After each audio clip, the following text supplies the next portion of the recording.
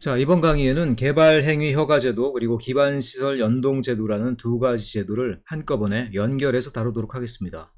요 두 가지 제도가 2002년도에 도시계획법이 국토계획법으로 개정되면서 새롭게 들어온 개념, 그러니까 개념이라는 건 새로운 제도이기도 하지만 법을 어떤 새로운 방식으로 해석하고 새로운 방식으로 집행하겠다라는 어떤 중요한 흐름이거든요. 그래서 그 흐름 두 가지를 반영하는 어떤 대표적인 제도이기 때문에 요 두 가지를 묶어서 성격이 반드시 같은 것은 아니에요. 근데 두 가지를 묶어서 정리를 해야 되는 이유는 요 두 가지가 결국 선계획 후개발이라는 제도를 완성시켜 나가기 위해서 굉장히 핵심적인 제도다 이런 생각을 하기 때문입니다.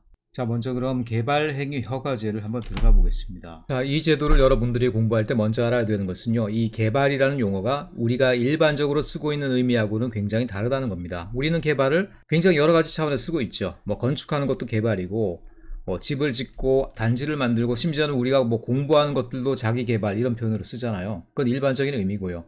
근데 여기서 쓰이는 개발이란 용어는 법적으로 제정의된 그런 개발이란 용어란 얘기예요. 그렇기 때문에 그 의미를 여러분들이 먼저 파악을 하셔야 됩니다. 여기서 개발이라는 건 좀 더 폭넓은 행위를 규정하는 그런 얘기가 되겠어요.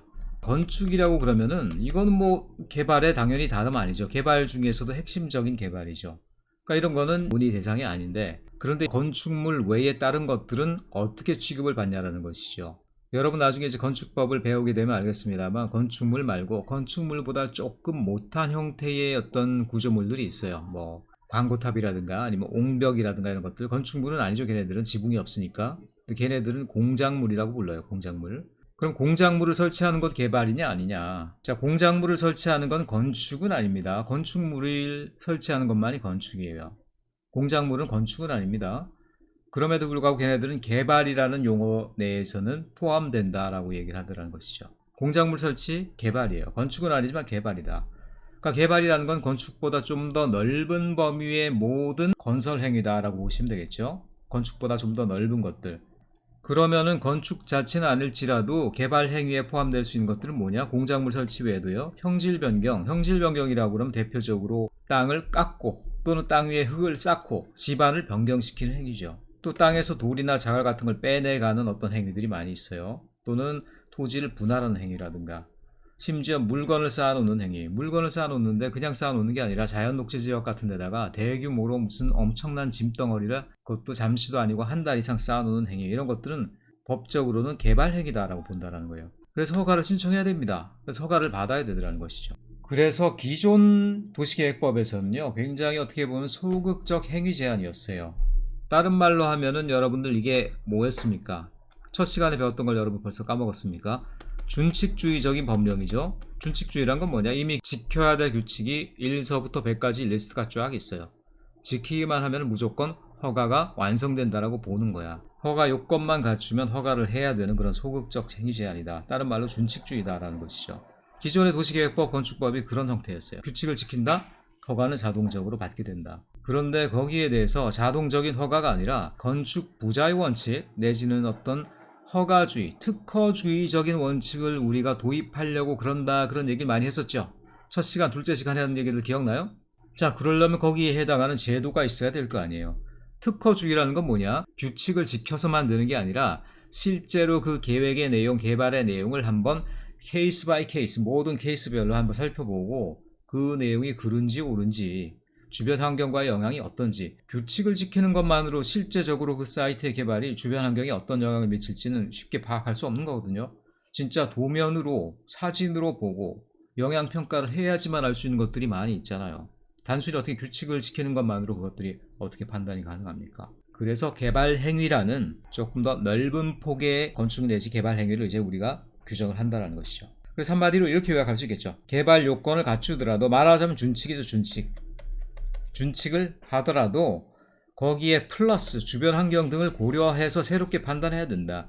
그래서 결국 최종적으로 허가 불허가가 판정날 수 있다. 이렇게 보시면 개발행위 허가제를 여러분들이 이해하는 것이 되겠습니다.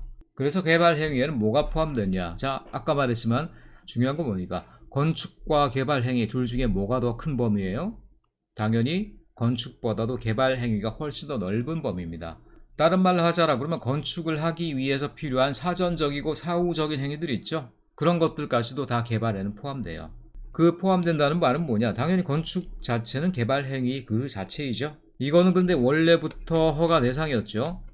근데 그거 말고 다른 것들도 허가 대상에 넣는다라는 얘기지. 공작물의 설치 이런 것들은 뭐 예전에는 신고만 하면 딱 끝나는 것들이 대부분 많았거든요. 인공을 가하여 제작한 시설물. 물론 이 공작물이 어떤 걸 공작물이라고 그러냐라는 것들은 건축법을 여러분들이 찾아보시고 그 규정을 파악을 하셔야 돼.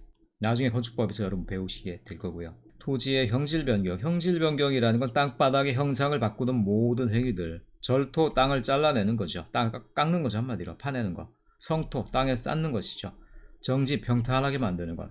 포장, 그 위에다가 어떤 재료를 새롭게 깔아 놓는 것들. 이런 것들은 다 토지의 형상을 변경하는 것뿐 아니라 자연의 어떤 질적인 환경을 바꾸는 것들이죠. 그래서 이런 것들은 다 형질 변경에 속한다. 또는 공유 수면의 매립도.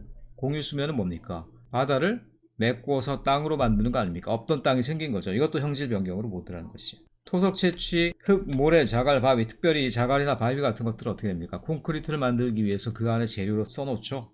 그래서 이런 것들을 땅을 파내서 이런 재료만 싹 빼가는 행위들이 있습니다. 그래서 그러고 나서 다시 또 땅을 이렇게 쌓으면은 땅 자체가 사라지는 것은 아니에요. 그럼에도 불구하고 어떻습니까? 자연환경에 영향을 미쳤죠. 그렇기 때문에 이것은 토속 채취라고 보고 역시 개발 행위에 포함이 된다. 토지 분할, 도시지역에서입니다. 각 각목의 일에 해당하는 토지의 분할. 건축법 규정에 있는 건축물에 있는 대지는 제외하는 거고요. 건축물이 있는 대지는 이건 대지와 관련된 거기 때문에 건축법 규정에 의하고 나머지 것들, 대지가 아닌 어떤 토지를 얘기하는 것들이죠. 녹지지역 안에서 허가나 인가를 받지 않고 토지를 분할하는 것들, 건축법상의 분할 제한 면적 미만으로 분할하는 것들, 너무 잘게 쪼개는 것들, 또는 관계법령과 관련 없이 장기적으로 임의적으로 행하는 5m 이하로의 토지 분할, 이런 것들은 당연히 다 개발 행위로서 허가 대상이 돼야 된다라는 얘기를 하고 있죠. 물건 쌓아놓는 거, 이건 여러분들이 아마 상식적으로 보면 가장 개발 행위가 아닌 걸로 여러분들이 생각할 가능성이 큰 것들입니다. 그런데 이것도 충분히 개발 행위가 돼요. 물건을 많이 쌓아놓고 높이 쌓아놓으면 그게 건물보다도 큰데 그런 것들을 심지어는 몇 달씩 그렇게 놓는 경우들이 특별히 시골 지역이 많이 있어요. 도시에다 그런 거 놓으면 당연히 이제 신고 들어가고 민원 들어가는데 시골 지역 한가로운 데다가 물건을 이제 땅에다 크게 쌓아놓고 몇 달씩 놓고 이러면은 특별히 그 물건들이 또 오염이나 냄새랑 관련된 것들이기가 쉬워요. 그래서 그런 것들도 개발 행위로 넣어서 관리를 합니다. 그래서 다는 아니고요. 특별히 주변 지역 환경이 좀 정원하고 이제 자연적으로 보존돼야 될 것들 어디겠습니까? 대표적으로 녹지 지역, 관리 지역이겠죠. 그리고 자연환경 보존 지역이겠죠. 여기서 건축물의 울타리 안에 위치하지 아니한, 그나마 울타리도 없으면 바깥에다 노출되는 거 아닙니까? 울타리도 없이 주로 이제 자연환경에 대한 어떤 보존적인 접근이 필요해야 되는 지역에 울타리도 없이 물건을 한 달 이상 쌓아놓는다. 한 달이 지나고 나면은 그때부터는 이제 이거는 물건 쌓아놓는 행위, 다른 말로 적치행위라고 합니다. 개발 행위로서 허가를 받아야 된다. 여러분들이 녹지 지역에 여러분 땅이 뭐 몇만 평이 있어요. 내 땅인데 누가 뭐라고 그러리. 그리고 거기다가 여러분이 안 쓰는 물건들을 엄청나게 뭐 몇십 미터만큼씩 이렇게 쌓아놓고 한 달이 지나갔어. 그럼 여러분들 개발 행위 허가로서는 뭐 적법하지 않은 거예요. 그런 경우 허가를 미리 받아야 된다는 것이죠. 자, 그럼 개발 행위 허가는 어떤 절차를 통해서 받게 되느냐? 당연히 이제 계획서를 첨부한 어떤 개발 계획을 어떤 일정을 통해서 얼마만큼을 하게 될 거냐, 거기에 대한 계획서를 첨부한 신청서를 개발 행위 허가권자에게, 뭐 시장, 군수 등등에게 제출을 해야 된다. 경우에 따라서는 또 도시계획위원회의 심의를 통해서 심의 절차를 밟아야 된다. 이런 얘기들이 뒤에 당연히 나오겠죠. 자, 그럼 개발 행위 신청을 받은 허가권자들, 시장 또는 군수 등은 어떤 식으로 하냐? 15일 내에 허가 또는 불허가를 처분해야 된다. 허가라고 해서 한도 끝도 없이 붙들고 있으면 안 되고 대부분의 허가들이 한 2주 정도 왔다 갔다 하는 범위를 가집니다. 그래서 한 15일 정도 이내에 허가 또는 불허가를 처분을 해야 된다. 물론 조건부 허가라는 것들도 있어요. 여기 나와 있지는 않지만 일부를 수정한 한도 내에서 허가한다. 이런 것들도 이제 가능합니다. 그래서 거기에 대한 절차들이고요. 중요한 것들은 뭐냐? 15일 내에 허가 불허가 처분이 나와야 된다는 거고, 그렇잖아요. 땅 한번 깎아내고 땅 한번 쌓아놓고 물건 쌓아놓고 이런 것들 때문에 뭐 몇 달씩 허가를 기다리고 있을 수는 없잖아요. 그래서 이런 것들은 빨리빨리 15일 내에 빨리 허가되게 하는 것들이, 그거를 넘으면 자동으로 허가된 것으로 봅니다. 그리고 경우에 따라서는 조금 자연환경적 영향이 심각하다라고 생각되는 것들이 있죠. 그런 것들은 도시계획위원회가 심의를 하게 됩니다. 그런 어떤 굵직한 경우에 대해서는 도시계획위원회가 특별히 심의를 하게 한다라는 것들. 물론 조건부 허가라는 것들도 있어요. 자, 토지 형질 변경이 가능한 면적이다라고 되어 있는데, 토지를 한 번에 이제 그 형태나 지형이나 아니면 지질 이런 것들을 바꿀 수 있는, 한 번에 할 수 있는 규모가 정해져 있다는 거예요. 자기 땅이라고 해서 엄청난 양의 땅을 한 번에 바꾸는 것들은 굉장히 좀 심각한 자연환경 또는 어떤 공간적인 맥락에 대한 파괴가 될 수 있죠. 그래서 형질 변경이 가능한 면적, 개발 행위를 통해서 형질을 바꾸는 면적들을 기본적으로는 제한을 해놓고 있습니다. 제한. 얼마만큼 제한하느냐? 당연히 이미 개발된 지역에서는 조금 더 크게 허용을 해주겠죠. 그렇죠. 이미 개발된 지역이고 자연환경은 여전히 조금 제한적이기 때문에 이런 데서는 그 면적이 큽니다. 어떻게 되겠어요? 주상 공동에서 10,000제곱미터, 공업지역에서 3만, 공업지역은 좀 크게 봐주네요. 그 다음에 보전 녹지면은 도시지역이더라도 좀 더 자연환경에 가깝죠. 그렇기 때문에 5,000제곱미터 미만. 관리지역으로 가면 이제 엄청 커지네요. 3만. 농림지역도 3만. 그 다음에 자연환경 보전지역으로 가면 다시 이제 5,000. 어느 정도만 여러분들이 기억해 놓으면 되겠어요? 주로 보전계통, 도시지역 안에 있는 보전녹지지역이라든가 자연환경 보전지역 이런 데들은 주로 보전을 위한 땅들이죠. 보전을 위한 땅들에서는 형질 변경을 한 번에 할 수 있는 면적이 당연히 작아야 되겠죠. 소규모 개발만을 허용하기 때문에. 근데 그것들이 아니라 지금 현재 이제 대규모로 개발이 예상되는 공업지역이라든가 공장 하나만 해도 뭐 몇만 평짜리들이 많죠. 그 다음에 관리지역, 농림지역. 농림지역은 뭐 이렇게 크냐라고 하겠지만 농업적인 개발을 위한 형질 변경도 있잖아요. 땅을 평탄하게 하고 밭을 만든다라든가 이런 것들이 얼마든지 가능하죠. 관리지역도 지구단위 계획을 통해서 새로운 시가지가 들었을 수 있잖아요. 요 세 가지는 크게 봐준다.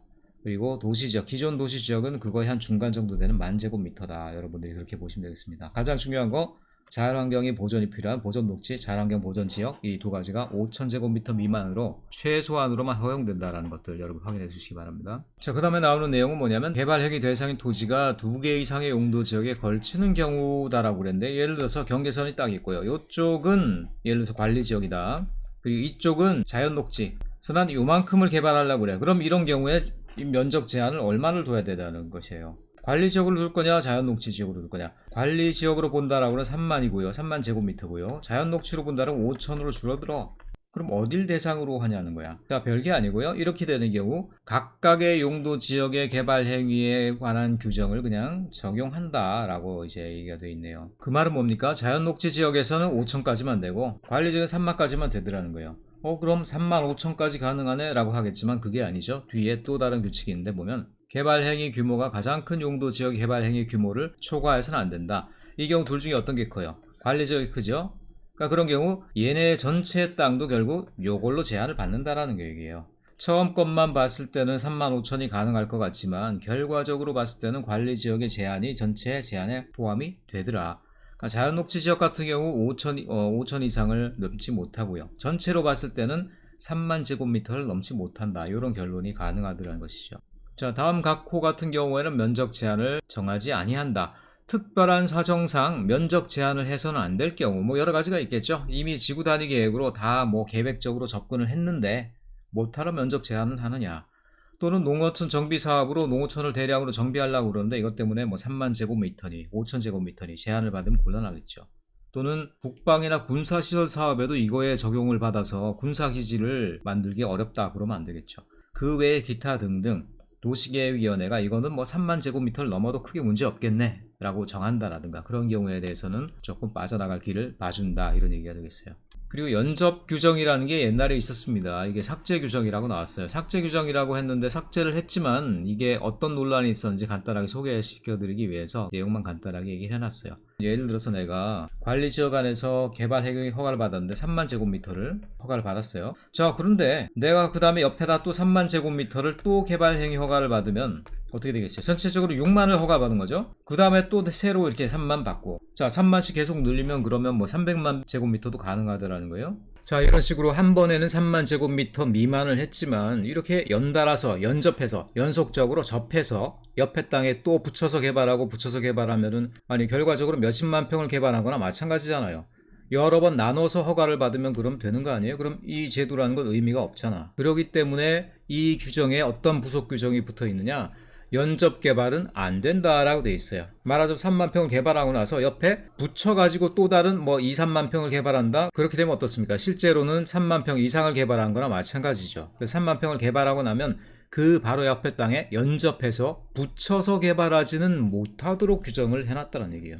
하지만 그렇다고 해서 전혀 붙여서 개발하지 못하는 건 아니고요. 이 땅과 저 땅이 분명하게 구별되어 있다, 떨어져 있다라는 분명한 경계가 서 있으면 연속적으로 개발해도 상관없다라는 부속 규정을 또 넣어놨습니다. 그걸 한번 보도록 할까요? 그래서 둘 사이에, 예를 들어서 둘 사이에 연접 개발, 그러니까 말하자면 연속적으로 붙여서 개발하는 건 안 된다. 그건 사실상 편법이잖아요. 3만 제곱미터, 5천 제곱미터라는 형질 변경 면적 제한 규정을 넘어서기 위한 편법이잖아요. 그래서 연접 개발은 안 되고, 이 경우에만, 밑에 나온 경우에만 연접 개발 허용한다. 20m 이상의 도로, 하천, 공원 등 지형 지물에 의해서 분리될 것. 요 안에 도로가 지나간다든가 아니면 여기 산이 있어, 이렇게 산이. 그럼 얘랑 얘랑은 서로 다른 지역으로 봤기 때문에 연접 개발이 아니다. 그렇기 때문에 이런 것들은 개발이 가능하다라고 허가를 해준다는 얘기예요. 근데 이것도 말이 안 되죠. 왜냐, 내가 공장을 여기다가 3만 제곱미터짜리 공장을 세웠어요. 그 다음에 도로가 지나가. 그 다음에 연접 개발을 피하기 위해서 도로를 넘어가지고 여기다가 또 이제 새로 3만을 갖다가 했어. 그래서 이 공장과 이 공장을 나는 둘을 동시에 운영할 수밖에 없게 됐어. 근데 두 공장을 어떻게 돼요? 도로를 사이에 왔다 갔다 하니까 이 도로 때문에 오히려 더 불안정하고 말도 안 되는 경우들이 생기겠죠. 그런가 하면은 이 연접 개발 규정 때문에 굳이 지금 내가 개발한 땅과는 멀리 떨어져 있는 어떤 동네 산을 깎아서 갑자기 개발을 한다라든가, 아니면 남들이 내가 개발할 만한 땅 옆에다가 이미 남들이 3만 제곱미터를 다 개발을 해버렸어. 어떻게 됩니까? 뒤에 보면 그런 그림이 나오는데, 자, 이 두 가지가 연접 개발 금지 규정 때문에 생겼던 굉장히 기형적인 사례들인데, 첫 번째 그림을 한번 보세요. 보면 공장을 3만 제곱미터를 이미 지었죠. 그런데 그 옆에 공장주가 토지를 갖고 있어. 그래서 공장을 좀 장사가 잘 돼서 넓히고 싶어. 그런데 안 되죠. 3만 제곱미터를 이미 넘어섰기 때문에 연접해서 개발이 안 돼. 연접 규정을 피하려면 오로지 어떤 대안밖에 없습니까? 20m짜리 도로를 건너가서 도로 건너편의 땅에다가 새롭게 공장 부지를 지어야 돼. 말이 안 되죠. 공장이 잘 돼서 확장을 하려고 그러는데 연접 개발이 안 되는 것 때문에 엉뚱한 곳에 공장이 가서 붙게 생겼어요. 공장이 쪼각쪼각 나게 생겼어. 또 그리고 동네 전체에 골프 연습장이 그냥 29,500, 3만 제곱미터를 거의 채워버렸어. 그러니까 주변에 그 골프장에 붙어있는 사람들은 연접 개발 때문에 더 이상 개발을 하지 못하는 거 아니에요. 그러니까 말도 안 되는 편법적인 경우들, 법과 법 사이에 어떤 굉장히 애매모호한 경우들이 많이 생기죠. 무슨 얘기를 하는 겁니까? 법을 만드는 분들이 책상 위에서 아무리 고민을 한다고 하더라도 현실에서는 이런 기가 막힌 문제들이 많이 생길 수밖에 없더라는 거예요. 그래서 그런 것들에 대해서 우리가 알고 있어야 되고요. 돈을 벌거나 아니면 땅 투기를 하거나 아니면 개발 이익을 최대화하려는 사람들도 늘 이렇게 법의 한계를 파고드는 경우들이 굉장히 많다. 그래서 정책 개발이라는 것들이 쉽지 않은 거예요. 현실과 이상을 모두 알아야 되더라는 거예요. 그래서 이 연접개발, 개발행위 허가에 따른 연접개발 규정, 그 취지 자체는 누가 나쁘다라고 그래. 근데 현실적으로 이런 문제들이 생기더라는 거죠. 결국은 그래서 어떻게 됩니까? 삭제할 수밖에 없었고요. 삭제를 하고 나서 결국은 도시계획위원회나 아니면은 각종 영향평가위원회들의 판단에 의해서 케이스 바이 케이스로 허가를 내주는 걸로 결국은 법이 바뀔 수밖에 없었다. 이렇게 여러분들이 이해를 해주시면 되겠습니다. 그 다음에 개발행위 관련해서 도시계획위원회가 심의를 해야 되는 경우, 모든 개발행위를 다 허가하려면은 도시계획위원회가 뭐 너무 바쁘겠죠. 1년 365일 내내 허가를 해야 되겠죠. 그러진 않고요. 면적 규모나 부피 규모가 큰 것들, 주로 큰 것들에 대해서만 제일 큰 거는 중앙도시계획위원회, 그 다음 것들은 한 시도, 그 다음 제일 작은 것들은 한 시군구 정도의 도시계획위원회에서 심의를 거치도록 하라. 그 심의에서 통과가 되면 이제 허가를 득하게 하도록 하라. 이런 얘기들이 나오고 있습니다. 개발행위의 이행담보라는 것들인데요. 이런 법적 용어는 여러분들이 낯설죠. 이행담보, 어떤 일을 행하는 데 있어서 미리 담보, 약속이 될 만한 걸 정하라는 얘기죠. 담보물이라는 얘기 여러분 들었죠? 담보물. 자, 그럼 이행담보금이라는 것은 무엇이냐? 어떤 개발 행위를 이제 허가를 받는다고 할 때 그걸로 인해서 어떤 어떤 위험이 발생한다라든가 아니면 환경 오염의 우려가 있다라든가 아니면 기타 경관 조경 또는 기반 시설상의 여러 가지 이제 부작용이 발생할 가능성이 있다. 좀 수상하더라는 거예요. 자, 그런 경우에는 그러면은 개발 행위 허가를 받으려는 사람들에게 당신이 하려는 개발 행위가 약간 좀 환경적인 오염이나 여러 가지 피해들을 미칠 가능성이 이렇게 있으니까 일단은 거기에 대한 이행 보증금을 내라. 말하자면 일단은 돈을 낸 다음에 나중에 개발 행위가 있고 나서 그런 위협이 없었다라는 게 증명되면은 그때 돌려주겠다. 만약 실제로 그 개발 행위로 인해서 그런 어떤 위협이 실제로 나타났다. 그럼 허가가 이미 나갔잖아요. 허가가 나갔는데 그럼 허가가 나간 이후에 어떤 피해에 대해서 손해를 갖다가 배상받을 수 없잖아. 그러니까 그런 경우에 이행보증금이 있어. 이미 우리가 우려했던 피해가 나타나네. 그럼 네가 냈던 이행보증금은 우리가 그거 써서 그거를 다시 복구하도록 할게. 이런 식으로 해서 개발 행위로 인해서 생기는 예측이 어려운 피해에 대해서도 복구할 수 있는 비용을 미리 마련하는 그런 어떤 차원에서 생긴 제도가 바로 이행담보금 제도다. 여러분 눈에는, 법률 전문가가 아닌 여러분 눈에는 이상해 보이겠지만 이렇게 이행담보금 형태의 것들이 굉장히 많습니다. 그러니까 미래에 일어날 피해에 대해서 미리 보증 차원에서 담보금을 받은 다음에 나중에 그런 일이 일어나지 않았다라고 하면 다시 개인에게 돌려주는 형태의 그런 제도들이 각 부문에 굉장히 많이 있어요. 이상한 게 아닙니다. 예치 금액도 여러 가지 대통령령으로 규정과 방식에 대해서 금액에 대해서 다 정해져 있어요. 이런 경우에 대해서 예치 금액을 넣어야 된다는 것이죠. 대표적으로 여러분 토지 붕괴 우려, 내가 절토를 했는데 느낌이 저기다 절토를 하면 산사태가 날 것 같아. 근데 난다는 증거가 사실 지금 딱히 없잖아요. 그렇죠? 형질 변경이 있고 나서 붕괴가 일어날 우려, 거기에 따른 피해가 실제로 나타나는 경우, 그런 경우에 이제 이행보증금이 실제로 쓰이게 되는 것이죠. 자, 그런 경우들에 대해서 이행담보금 또는 예치금액을 넣고 그런 것들을 활용해서 복구를 한다, 이런 얘기들이 나오고 있습니다. 자, 그리고도 또 다른 어떤 보수적인 조치들이 있는데요. 뭐 허가를 받지 않고 어떤 개발 행위를 하거나 아니면 허가를 받았는데 그 허가 받은 내용과 조건과 다른 어떤 개발 행위를 했다. 그런 경우엔 당연히 원상 회복을 명령할 수가 있고요. 원상 회복하지 않고 개기고 있으면은 미리 받아둔 이행보증금을 사용해서 국가가 직접 원상 회복을 시킨다. 결국 그 사람 돈으로 한다는 얘기죠. 개발행위 허가는 또 함부로 마구잡이로 할 수 있는 게 아니고요. 3년 이내의 기간 동안 개발행위 허가를 제한할 수도 있다, 이런 얘기들을 하고 있습니다. 자, 그 다음에는 기반시설 연동제로 가보겠습니다. 기반시설 연동제. 기반시설 연동제라는 것은 간단하게 요 제목만으로 한번 개념을 설명해 보겠습니다. 기반시설의 용량이 결국 인구로 이어지죠. 말하자면 기반시설의 용량이 수용 가능한 인구로 정해지더라는 거예요. 기반시설이 있어야지만 거기에 따라서 인구가 늘어날 수 있다는 얘기입니다. 근데 문제는 뭐냐? 개발을 통해서 수용 인구는 늘렸는데 기반시설은 충분하지가 않아. 무슨 얘기입니까? 기반시설이 부족한 가운데서 인구만 늘어나, 그게 바로 난개발의 본질입니다. 그래서 간단해요. 기반시설이 있고 나서 인구가 늘어나야 되는데 인구가 먼저 늘어나서 기반시설이 못 따라가? 사후적으로? 그럼 이건 이제 난개발이라는 얘기지. 기반시설이 생기고 나서야 인구가 들어오는 개발이 이루어질 수 있게 한다. 기반시설과 개발을 어떻게 한다? 서로 순차적으로 연계시킨다. 연결시켜서 움직이게 한다라는 측면에서 연동제라고 합니다. 기반시설과 개발의 용량. 자, 인구란 말이 또 다른 표현으로 개발의 용량이죠. 개발에 들어가는 용량에 해당하는 내용이 뭐예요? 결국 살고 있는 사람들의 숫자, 인구죠. 기반시설과 개발 용량 또는 기반시설과 인구 규모가 연계돼서 움직일 수 있게 한다라는 얘기입니다. 기반시설이 작다, 부족하다. 개발 용량도 제한되는 거예요. 그게 바로 연동제입니다.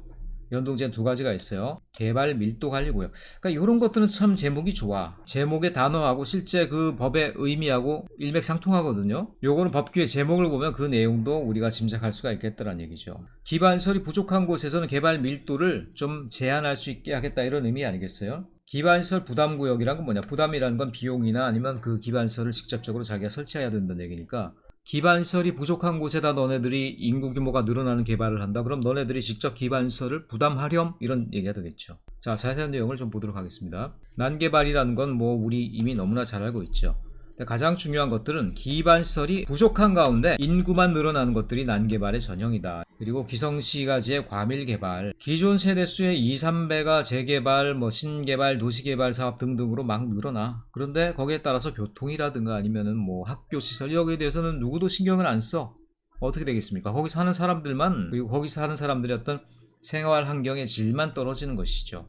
그래서 그런 것들을 근본적으로 개선하는 방법은 뭐냐? 기반시설 부족한 곳에는 개발을 허용하지 않던가, 아니면 기반시설이 확충되는 것만큼만 개발할 수 있도록 해주는 그런 제도가 필요하죠. 그것을 이제 우리가 총칭해서 기반시설 연동제다라고 그런다는 겁니다. 자, 이런 일이 왜 일어나냐? 이미 우리가 모르지 않죠. 도시계획 시설에서 이미 우리가 이런 내용들을 배웠는데, 기반시설이란 건 뭡니까? 공공재 또는 준공공재예요. 공공재는 어떤 특성이 있어요? 비배제성, 비경합성. 누구나 필요해요. 누구나 다 써야 돼요. 그런데 누구도 공급하길 원치가 않아. 왜냐하면 시장에서는 그것들이 부가가치, 이윤이 남질 않아. 국가만이 그것들을 설치해 줄 수가 있는데, 근데 국가가 설치해 놨다고 하더라도 그 기반시설을 이용하는 민간시설들이 폭발적으로 늘어나면은 결국 기반시설의 용량은 모자라게 돼요. 그런데 그 폭발적인 개발을 통해서 이윤을 남기는 것은 민간인데 늘 정부 공공기관이 기반시설을 확충만 해야 되는 경우, 그런 경우에는 모든 사람들의 비용이 더 크게 부담되는 결과가 되죠. 그래서 그 무리한 개발로 인해서 이윤을 얻는 민간 측이 기반시설에 대한 부담까지도 져야 한다라는 그런 새로운 형태의 제도가 나올 수밖에 없게 되더라는 얘기죠.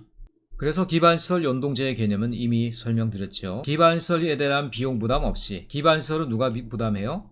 기본적으로 정부가 부담합니다. 근데 정부가 부담하는 게 자기들 돈이에요? 아니, 우리 모든 사람의 세금이잖아요. 말하자면 민간 개발들이 자기들이 어떤 특정 지역의 기반시설에 대한 문제를 일으키면서 그 기반시설에 대한 아무런 부담도 지지 않으면서 그 위에 올라타는 거죠. 자, 그런 식으로 무임승차하는 민간 개발들이 있더란 얘기야. 그러니까 당연히 정부가 만들어 온 기반시설에 대한 부하가 커지고, 그렇기 때문에 시민들이 내야 될 세금 부담은 점점 더 커지는 거죠. 그래서 그런 걸 없애려면 민간 개발들이 기반시설에 무임승차하는 것을 막아야 한다. 무임승차 이꼬로 이제 우리가 난개발이다라고 얘기를 말씀드렸죠. 그래서 기반시설의 용량의 범위 내에서 개발을 유독 규제한다. 근데 이게 또 쉽지가 않습니다. 기반시설의 용량이라는 게 좀 애매해요. 왜냐? 예를 들어서 상하수도라든가 초등학교, 이런 것들은 비교적 분명히 뚜렷해요. 상하수도 같은 경우는 계산해보면 분명히 용량이 나오죠. 파이프라인 하나당 몇 집 정도가 공급이 가능한가, 처리가 가능한가 나오죠. 예를 들어서 초등학교 같은 경우도 한 2,500에서 3,000세대당 한 학교 필요하다는 정도가 나와요. 근데 물론 이런 것들이 요새 계속 줄어들고 있죠. 학생들이 많이 태어나지 않기 때문이죠. 출산율이 줄어들기 때문인데, 자, 이렇게 분명한 것들이 있는가 하면 그거 말고 굉장히 불분명한 것들도 많아요. 도로라는 게 대표적으로 그런 사례입니다. 도로를 대체 얼마나 해야지 차량이 안 막히느냐, 이런 것들은 굉장히 계산이 어려운 주제예요. 실제로는 그렇게 분명하지가 않은 주제들입니다. 자, 그런 문제점이 있지만 어쨌든 그럼에도 불구하고 기반시설의 용량에 따라서 개발에 제한을 두고 거기에 따라서 개발을 유도해야 된다, 이런 취지가 바로 기반시설 연동제의 개념이 되겠습니다. 자, 그럼 개발밀도관리구역, 난개발을 막기 위해서 개발밀도관리구역이 지정되면 어떤 일이 일어나느냐라는 것들을 우리가 좀 알아보죠. 자, 특별시장, 광역시장, 특별자치시장, 특별자치도지사, 이건 뭐 제주도밖에 없죠. 사실은 세종시도 포함되나요? 참. 그리고 시장, 군수 등은 개발밀도관리구역을 지정할 수가 있다. 각 행정구역의 장들이죠. 도를 빼놓고 각 행정구역의 장들인데, 대통령으로 정하는 범위 내에서 제77조나 78조 뭡니까? 각 용도, 지역, 지구별로 나타나는 건폐율, 용적률에 대한 규정이 77조, 78조인 거 여러분 이미 아시죠? 그래서 거기에 대한 것들을 강화하여 적용한다. 한마디로 그것보다 훨씬 더 낮춰서 적용한다는 얘기죠. 어디까지? 용적률 50%까지. 용적률의 경우에는 50%까지 제한 가능하다. 예를 들어서 일종 일반 주거지역 같은 경우 200%잖아요. 200%. 그러면 이것들은 100%까지도 제한될 수 있다는 얘기죠. 건물의 규모가 절반으로 줄어들 수 있다는 얘기야. 개발밀도관리구역이 지정되는 순간 거기에 들어갈 수 있는 건물의 양이 절반으로 줄어들 수 있다는 거니까 얼마나 큰 차이가 나겠어요. 하지만 그냥 지정할 수 있는 건 아니고 이것을 지정하거나 변경할 때는 그 도시계획위원회의 심의가 있어야 된다. 적정한 견제는 있어야 된다. 자, 그런데 개발밀도관리구역을 지정할 때는 다음에 어떤 각 호의 사항을 종합적으로 고려해야 된다. 그러면 개발밀도관리구역의 지정은 어떤 식으로 해야 되느냐, 뭐 기준도 없이 아무데나 시장군수가 막 지정할 수는 없죠. 그래서 다음의 내용들을 고려하라 라고 되어 있는 건데, 일단은 뭐 수도 공급 설비, 하수도, 학교 등 이런 기반설의 용량이 부족할 것으로 예상되는 지역 중에서도 어떤 경우냐, 예를 들어서 지금도 뭐 도로 서비스라든가 이런 수준이 굉장히 낮아서 차량이 늘 지체되는 경우, 거기에 대한 영향평가법에 따라서 영향평가를 받아보고 실제로 굉장히 문제가 많다는 것들이 검증이 되는 경우, 그 다음에 이제 도로율이 20%에 미달한다. 여러분, 도로율 20%라는 거, 요건 어떤 기준이냐면 보통 도로율이 20% 정도가 되면은 어느 정도 이제 충분히 도로가 있다라고 생각해요. 그래서 어떤 개발 사업 같은 경우도 대부분의 기준이 도로율이 20% 이상일 것, 이런 경우들이 많습니다.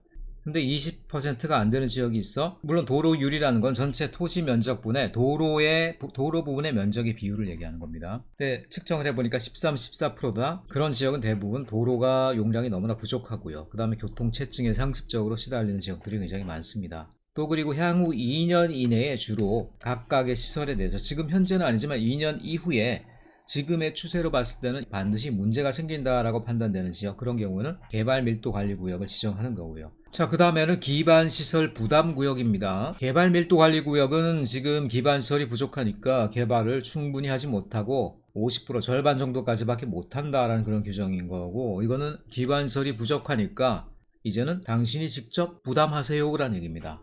개발하는 측에서 무임승차하지 말고 개발하는 측에서 직접 부담하라. 그럼 부담은 어떻게 하느냐? 두 가지 방법이 있죠. 우리 모두 상식적으로 알고 있죠. 돈을 내든가 현금으로 내든가, 아니면은 직접 설치하거나, 아니면 어차피 정부 공공기관이 설치하기로 된 시설이라고 그러면 주로 이제 학교가 여기에 속합니다. 학교면은 어차피 정부 공공기관이 설치해 줘야 되는 것들이 정부의 의무죠. 그렇기 때문에 민간에서는 용지를 내는 정도로 협의를 보게 됩니다. 초등학교가 모자라게 될 것 같다. 그럼 거기에 따라서 용지를 민간 개발업자가 내주는 것이죠. 이런 세 가지 방법, 직접 설치, 아니면 용지를, 아니면 전체 비용을 내는 거, 이렇게 세 가지 형태로 부담을 하게 됩니다. 그럼 기반시설 부담구역의 지정은 어떤 식으로 하느냐? 아까 나온 분들이 또 등장하고 있어요.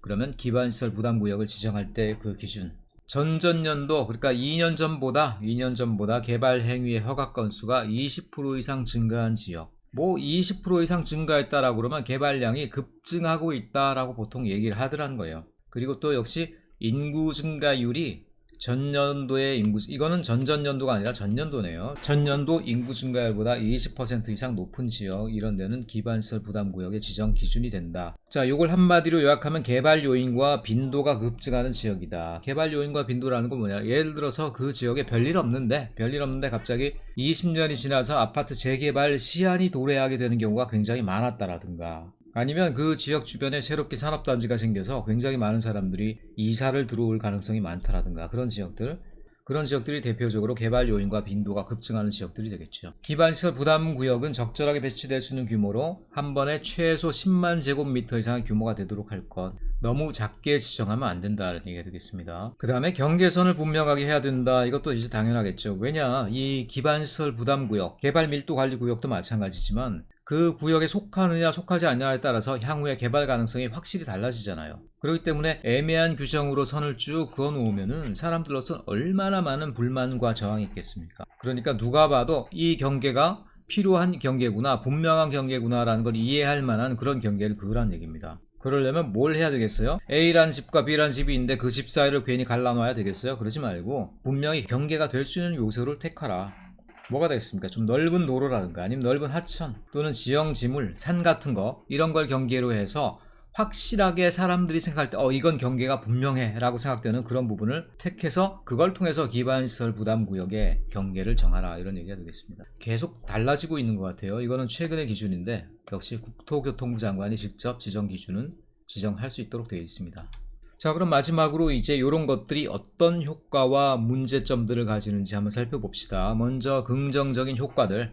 당연히 기반시설이 좀 더 많이 확보되겠죠. 기반시설이 충분하면 도시환경의 질도 당연히 향상됩니다. 난개발이 사라지는 거죠. 투기적 개발도 예방이 됩니다. 왜냐? 투기적 개발이라는 건요, 싼 비용으로 높은 이익을 누리게 될 때 투기적 개발이 나타나게 되는 거예요. 그럼 큰 이익은 언제 나타납니까? 주로 아까 얘기했지만 무임승차형 개발을 하게 될 때 개발자로서는 제일 큰 이익을 기대할 수가 있죠. 그래서 무임승차를 맡게 되면 당연히 투기적 개발도 제어할 수 있는 그런 방법이 될 수가 있겠다. 그리고 당연히 도시계획에서 처음 세운 관리와 효율성이라는 측면에서 좀 더 많은 수단들이 생기게 되는 것들이죠. 하지만 문제점도 만만치가 않습니다. 이 문제점이라는 건 대부분 현실의 문제, 이론의 문제가 아니라 현실의 문제입니다. 현실적으로 거부감이라는 것들도 상당히 문제가 돼요. 자, 땅을 가진 사람들, 개발 주체들, 아니 작년까지는 괜찮은데, 작년까지 지었던 사람들은 괜찮은데 왜 올해부터 개발 밀도 관리 구역이 지정돼서 왜 50%밖에 개발을 안 시킨다라고 그러느냐? 형평성에 맞지 않다. 당연히 이런 얘기들이 나올 수 있죠. 그리고 두 번째 문제가 제일 커요. 여러분들 신시가지랑 기존 시가지를 한번 생각해 보세요. 예를 들어서 강남하고 강북에 있는 저 어디 쌍문동 이런 데 생각해 보세요. 기존 시가지들. 어느 지역이 기반시설 연동제에 걸릴 가능성이 크겠습니까? 기존에 있는 도로 위에 사람들이 잔뜩 몰려 살고 있는 기존 시가지가 훨씬 더 불리할 가능성이 크죠. 일단 거기는 사람들이 이미 빽빽하게 살고 있고, 강남처럼 넓은 도로가 딱딱 뚫려 있는 것도 아니에요. 자, 그런데 거기다가 우리가 그러면 기준을 적용해 보면은 기반시설 연동제 제도들이 강남 같은 그런 신개발 지역보다는 오히려 안 그래도 여러 가지 도시 환경의 질이 떨어지고 있는 기존 시가지가 걸리게 될 가능성이 크다는 얘기죠. 좀 모순이죠, 이런 것들은. 오히려 기존 시가지 개발 발달이 저하되어 있는, 쇠락하고 있는 기존 시가지가 오히려 철퇴를 맞을 가능성이 크다라는 부분들. 자, 또 하나는 결국 기반시설이 부담을 주는 것들이 민간업자에게 우리가 부담을 주는 거라고 생각하죠. 그럼 그들이 그거 손해를 다 감수할까? 그렇지 않죠. 그럼 그 개발하는 사람들이 어떻게 돼요? 자기들이 만들어 놓은 주택, 아파트 가격을 그만큼 올릴 거 아니겠어요? 결국은 주택 가격이 상승된다. 이 가격 상승 결국 뭐냐? 개인에게로 돌아가요. 개인. 주택을 사야 되는 개인들. 결국 그러니까 기반시설 부담을 따지고 보니까 건설회사들이, 개발자들이 내는 게 아니라 결국은 그 땅을 사는, 그 집을 사는 개개인이 부담하게 된다?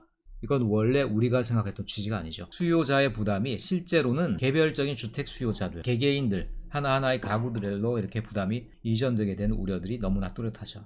그래서 여러분들이 어떤 정책을 할 때 책상 위에서 이상적으로만 생각하는 것만으로 정책이 충분히 돌아가는 경우가 많지가 않습니다. 그래서 여러분들이 항상 현실까지 환류해서 피드백을 해서 파악하고 나서 최종적으로 점검하고 나서 법제와 정책이 나와야 되는데, 그럼에도 불구하고요, 최근에 이르기까지 우리나라 정책이나 법규들이 충분히 현실적인 측면을 반영해서 환류가 된 다음에 만들어졌다라고 보기 어려운 경우들이 많이 있죠. 새로운 세대에는 이런 일들이 없도록 좀 더 현실과 여러 문제들을 종합적으로 고려하는 정책과 법규들이 만들어질 수 있도록 많이 신경을 써주시면 좋을 것 같습니다. 예, 이상으로 기반시설 연동제, 그리고 거기에 속하는 내용으로 개발밀도관리구역, 기반시설 부담구역 두 가지 내용을 설명드렸습니다. 수고하셨습니다.